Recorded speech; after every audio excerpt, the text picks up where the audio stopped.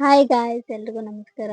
ಎಲ್ಲರೂ ಹೇಗಿದ್ದೀರಾ? ಎಲ್ಲರೂ ಚೆನ್ನಾಗಿದ್ದೀರಾ ಅಂತ ಭಾವಿಸ್ತಾ, ಹಾಗೆ ಫಸ್ಟ್ ಟೈಮ್ ನನ್ನ ಚಾನಲ್ನ ನೋಡ್ತಾ ಇದ್ದೀರಾ, ಲಚ್ಚಿ ಸುನಿಲ್ ಯೂಟ್ಯೂಬ್ ಚಾನಲ್ಗೆ ಪ್ಲೀಸ್ ಸಬ್ಸ್ಕ್ರೈಬ್ ಮಾಡ್ಕೊಳ್ಳಿ. ಹಾಗೆ ಈ ವಿಡಿಯೋ ನಿಮಗೆ ಇಷ್ಟ ಆಗಿದ್ರೆ ಲೈಕ್ ಮಾಡೋದನ್ನ ಮರಿಬೇಡಿ. ಆಮೇಲೆ ಫಸ್ಟಿಂದ ನನ್ನ ಚಾನಲ್ಗೆ ತುಂಬಾ ಸಪೋರ್ಟ್ ಮಾಡ್ತಾ ಇದ್ದೀರಾ, ಹೀಗೇನೆ ಸಪೋರ್ಟ್ ಮಾಡಿ. ನಾನಿವತ್ತು ಮಾಡ್ತಿರುವ ರೆಸಿಪಿ ಬಂದು ಗೀ ರೈಸ್. ತುಂಬಾ ಸಿಂಪಲ್, ಆಮೇಲೆ ತುಂಬಾ ಕಡಿಮೆ ಐಟಮ್ನಲ್ಲಿ ಬೇಗ ಸುಲಭವಾಗಿ ಮಾಡುವಂಥ ಗೀ ರೈಸ್ ಹೇಗೆ ಮಾಡೋದು ಅಂತ ನೋಡೋಣ. ತುಂಬಾ ಟೇಸ್ಟ್ ಕೂಡ ಇರುತ್ತೆ. ಇದನ್ನ ನಾನು ಕುಕ್ಕರಲ್ಲಿ ಮಾಡ್ತಾ ಇದ್ದೀನಿ. ಇದಕ್ಕೆ 1 ಕಪ್ಪಷ್ಟು ಎಣ್ಣೆನ ಹಾಕೊಂಡಿದ್ದೀನಿ. ಅದಕ್ಕೆ 1-2 ಲವಂಗ, ಸ್ವಲ್ಪ ಚಕ್ಕೆ, 1-2 ಏಲಕ್ಕಿ, ಆಮೇಲೆ 1 ಅನಾನಸ್ ಹೂವು, ಮರಾಠಿ ಮೊಗ್ಗು, ಸ್ವಲ್ಪ ಕಸ್ತೂರಿ ಮೇಥಿ, ಇಷ್ಟನ್ನು ಹಾಕೊಂಡು ಎಣ್ಣೆಲಿ ಫ್ಲೇವರ್ ಬರೋವರೆಗೂ ಫ್ರೈ ಮಾಡ್ಕೋಬೇಕು. ಆಮೇಲೆ 1 ಬಟ್ಲಷ್ಟು ಇದಕ್ಕೆ ಈರುಳ್ಳಿನ ಹಾಕೊಂಡಿದ್ದೀನಿ. ಈರುಳ್ಳಿ ಸ್ವಲ್ಪ ತೆಳ್ಳಗೆ ಉದ್ದುದ್ದಕ್ಕೆ ಕಟ್ ಮಾಡ್ಕೊಂಡು ಹಾಕೊಂಡಿದ್ದೀನಿ. ಈರುಳ್ಳಿ ಕೂಡ ಸ್ವಲ್ಪ ಲೈಟಾಗಿ ಬ್ರೌನ್ ಕಲರ್ ಬರೋವರೆಗೂ ಚೆನ್ನಾಗಿ ಫ್ರೈ ಮಾಡ್ಕೋಬೇಕು ಎಣ್ಣೆಲಿ.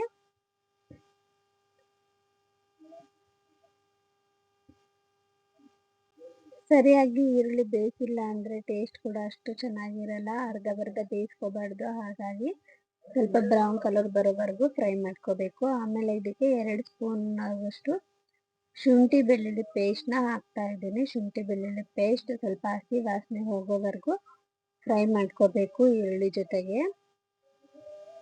ಇದಕ್ಕೆ ನಾನಿಲ್ಲಿ ಯಾವುದೇ ಟೊಮೊಟೊ ಕೂಡ ಹಾಕ್ತಾ ಇಲ್ಲ.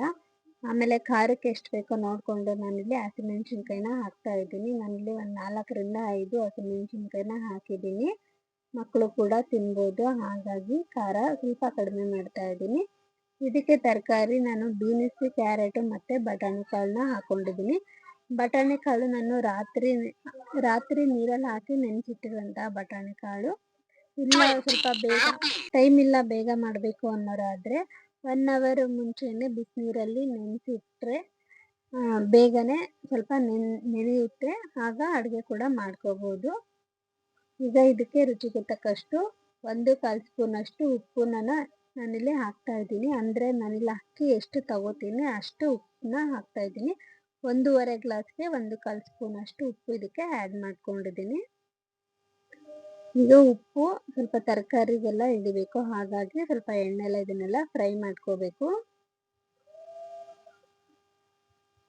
ಈ ಥರ ಮಾಡೋದ್ರಿಂದ ಮಕ್ಕಳಿಗೆಲ್ಲ ಇಷ್ಟ ಆಗುತ್ತೆ. ಜಾಸ್ತಿ ಖಾರ ಇರಲ್ಲ. ಆಮೇಲೆ ಮಸಾಲೆ ಪದಾರ್ಥಗಳನ್ನು ತುಂಬಾ ಕಡಿಮೆ, ಯಾವುದೇ ರುಬ್ಬೋ ಅವಶ್ಯಕತೆಯೂ ಇರಲ್ಲ. ಮಸಾಲೆ ಬರೀ ಶುಂಠಿ ಬೆಳ್ಳುಳ್ಳಿ ಪೇಸ್ಟ್, ಚಕ್ಕೆ ಲವಂಗ ಈ ಥರ ಐಟಮ್ಸ್ ಹಾಕಿದ್ರೆ ಆ ಫ್ಲೇವರ್ ಕೂಡ ತುಂಬಾ ಚೆನ್ನಾಗಿರುತ್ತೆ. ಆಮೇಲೆ ಬೇಗನೆ ಆಗೋಗುತ್ತೆ. ಬೆಳಗ್ಗೆ ಹೊತ್ತು ಟೈಮ್ ಇಲ್ಲ ಅಂತ ಅನ್ನೋರು ಕೂಡ ಇದನ್ನ ಬೇಗ ಈ ರೆಸಿಪಿನ ಮಾಡ್ಕೋಬೋದು. ನಾನು ಈ ಒಂದು ಗೀ ರೈಸ್ಗೆ ನಾನಿಲ್ಲಿ ಬರೀ ಬಾಸುಮತಿ ಅಕ್ಕಿನ ಯೂಸ್ ಮಾಡ್ತಾ ಇದ್ದೀನಿ. ಇದು ಫ್ಲೇವರ್ ಕೂಡ ತುಂಬಾ ಚೆನ್ನಾಗಿರುತ್ತೆ. ನಾನಿಲ್ಲಿ ಯಾವುದೇ ಸಪ್ರೇಟ್ ಅಕ್ಕಿ ಯೂಸ್ ಮಾಡ್ತಾ ಇಲ್ಲ. ನೋಡಿ, ನಾನಿಲ್ಲಿ ಬಾಸುಮತಿ ಅಕ್ಕಿನೇ ತೊಗೊಂಡಿದ್ದೀನಿ. ಆಮೇಲೆ ಇದನ್ನ 1.5 ಗ್ಲಾಸ್ ಅಷ್ಟು ನಾನಿಲ್ಲಿ ತೊಗೊಂಡಿದ್ದೀನಿ.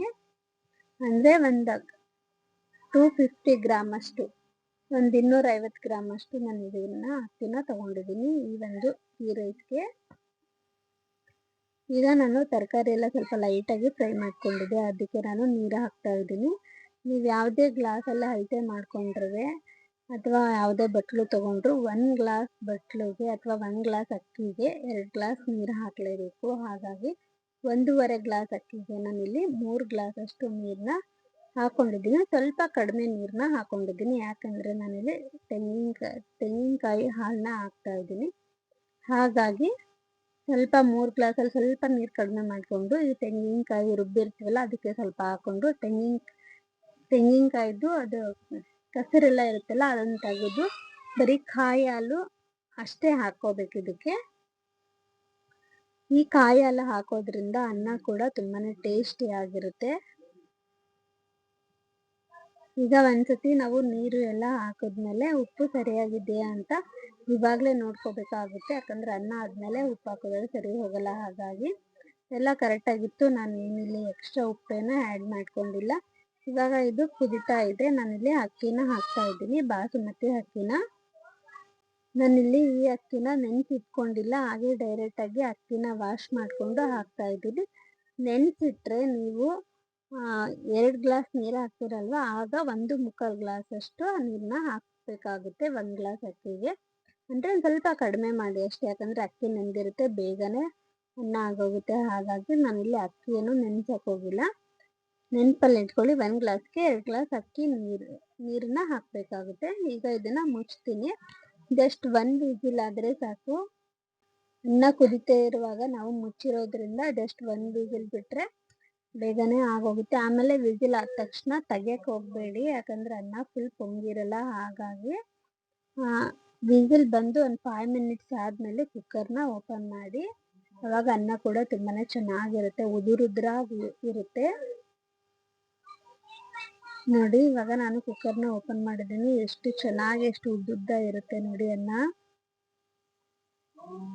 ತುಂಬಾನೇ ಸಾಫ್ಟ್ ಆಗಿರುತ್ತೆ. ಆಮೇಲೆ ಮಕ್ಳಿಗಂತೂ ತುಂಬಾನೇ ಇಷ್ಟ ಆಗುತ್ತೆ. ಈ ಗೀ ರೈಸ್ ನೀವು ಚಟ್ನಿ ಜೊತೆಗೆ ಅಥವಾ ಮೊಸರು ಬಜ್ಜಿ ಅಥವಾ ಈ ಕುರ್ಮಾ ಜೊತೆಗೆ ಯಾವುದ್ರ ಜೊತೆಗಾದ್ರೂ ನೀವು ಸರ್ವ್ ಮಾಡ್ಕೋಬಹುದು.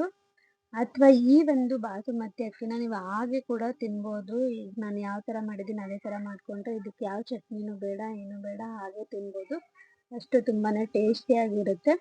ತುಂಬ ಸಿಂಪಲ್ ಐಟಮ್ಸ್, ಮನೇಲೇ ಇರುವಂಥ ಐಟಮ್ಸ್, ಬೇಗನೆ ಮಾಡ್ಕೋಬೋದು. ಮನೆಗೆ ಯಾರೇ ನೆಂಟರು ಬಂದರೂ ಕೂಡ ಬೇಗ ಇರುವಂಥ ಐಟಮ್ಸಲ್ಲೇ ಈ ಥರ ಮಾಡಿಕೊಂಡ್ರು ಕೂಡ ಅವ್ರಿಗೂ ಕೂಡ ಇಷ್ಟ ಆಗುತ್ತೆ. ಈ ವಿಡಿಯೋ ನಿಮಗೆ ಇಷ್ಟ ಆಗಿದೆ ಅಂತ ತಿಳ್ಕೊತೀನಿ. ಈ ವಿಡಿಯೋ ನಿಮಗೆ ಇಷ್ಟ ಆಗಿದ್ರೆ ಲೈಕ್ ಮಾಡೋದನ್ನ ಮರಿಬೇಡಿ. ಹಾಗೆ ನನ್ನ ಚಾನಲ್ನ ಇನ್ನೂ ಯಾರು ಸಬ್ಸ್ಕ್ರೈಬ್ ಮಾಡ್ಕೊಂಡಿಲ್ಲ, ಸಬ್ಸ್ಕ್ರೈಬ್ ಮಾಡ್ಕೊಂಡೆ ನೋಡ್ತಾ ಇರೋರು ಪ್ಲೀಸ್ ಸಬ್ಸ್ಕ್ರೈಬ್ ಮಾಡ್ಕೊಳ್ಳಿ. ಹಾಗೆ ನೆಕ್ಸ್ಟ್ ವಿಡಿಯೋದಲ್ಲಿ ಮತ್ತೆ ಸಿಗೋಣ. Thank you so much.